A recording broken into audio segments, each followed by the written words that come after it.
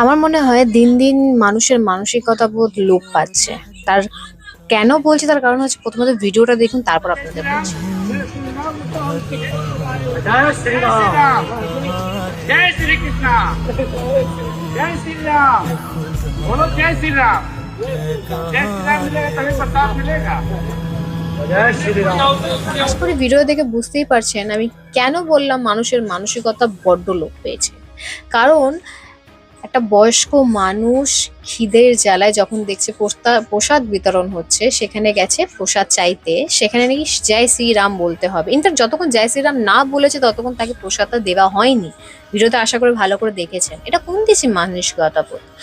আমার মনে হয় জয় শ্রীরাম বেদ বা কোনো শ্রুতিতে লিখে দিয়ে গেছেন যে কোনো অন্য জাতির মানুষ যদি আসে প্রসাদ নিতে, তা তাকে জয় শ্রীরাম বলতে হবে, তাহলে প্রসাদটা তাকে বিতরণ করা হবে, নাহলে বিতরণ করা হবে না। মানে কতটা মানুষ নিচে নেমে গেছে এটা দেখলে বোঝা যায়, ভিডিওটা দেখলে। এই জন্য বলে অশিক্ষিত হাতে যদি দেশ চালাতে দিয়ে দেওয়া হয়, এইটাই হয়, জাত ভেদাভেদ হয়। আমি তো এটাকে মানসিকতা বোধ বলে মনে করি না, এটা মানুষ সত্য বলে মনে করি না আমি।